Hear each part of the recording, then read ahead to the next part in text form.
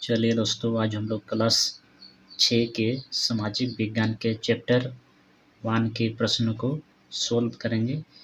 तो देखेंगे, 1 नंबर में पूछा है कि रिक्त स्थानों की पूर्ति कीजिए। और क नंबर में है कि बीते दिनों के मानवों की कहानी को खाली जगह कहा जाता है। क्या कहा जाता है? तो इसको कहा जाता है इतिहास।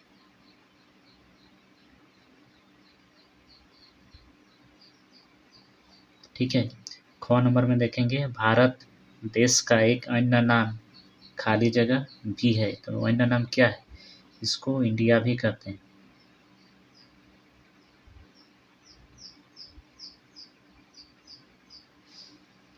ग नंबर में देखेंगे, इसमें है खाली जगह भारत का सबसे पुराना धर्म ग्रंथ है।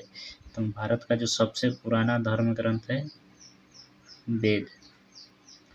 घ नंबर में है प्राचीन काल के अवशेषों के अध्ययन को क्या कहा जाता है? तो ये इसको कहा जाता है पुरातत्व।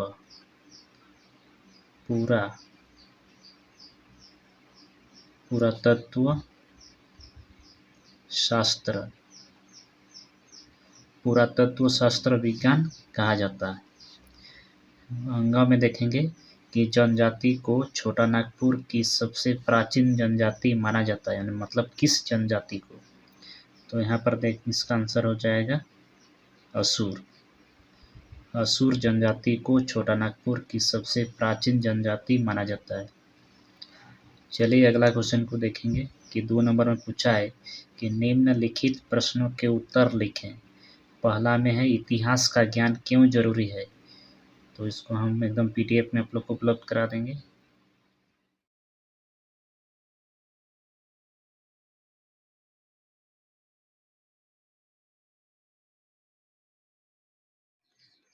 क नंबर में है इतिहास का ज्ञान क्यों जरूरी है? इसका उत्तर देखेंगे, इतिहास को पढ़ने से हमें अपनी सभ्यता व संस्कृति की जानकारी मिलती है। इतिहास हमें राजा महाराजा से लेकर जनसाधारण तक की जानकारी देता है।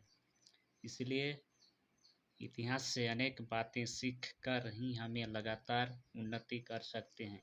अतः प्राचीन काल की संस्कृति को जानने के लिए इतिहास का अध्ययन आवश्यक है। ख नंबर में पूछा है प्रागैतिहासिक और इतिहास में क्या अंतर है? उत्तर में देखेंगे, इतिहास का वह कालखंड जिसके बारे में कोई लिखित साक्ष्य उपलब्ध नहीं है उसे प्रागैतिहासिक काल कहते हैं। और इतिहास के अंतर्गत हम जिस विषय का अध्ययन करते हैं उसमें अब तक घटित घटनाओं या उससे संबंध रखने वाली घटनाओं का कालानुक्रमानुसार वर्णन होता है, उसे इतिहास कहते हैं। ठीक है। ग नंबर में देखेंगे, पांडुलिपि से आप क्या समझते हैं? उत्तर में है पांडुलिपि मैन्युस्क्रिप्ट उस दस्तावेज को कहते हैं जो एक व्यक्ति या अनेक व्यक्तियों द्वारा हाथ से लिखी गई हो, जैसे हस्तलिखित पत्र। घ नंबर में देखेंगे, पुरातात्विक स्रोत के अंतर्गत क्या क्या चीज़ें आती है?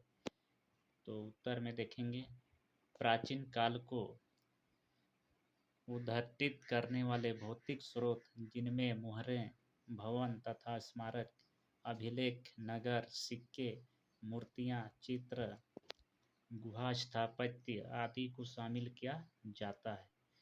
5 नंबर में देखेंगे, हमारे देश को किन किन नामों से पुकारा गया है? इसका उत्तर है प्राचीन काल से भारत भूमि के अलग अलग नाम रहे हैं। मसलन जम्बूद्वीप, भारतखंड, हिमवर्ष, अजनाब वर्ष, भारतवर्ष, आर्यावर्त, हिंद, हिंदुस्तान और इंडिया। तो आज हम लोग क्लास 6 के चैप्टर 1 के सभी प्रश्नों को बहुत ही शानदार तरीके से हल किए।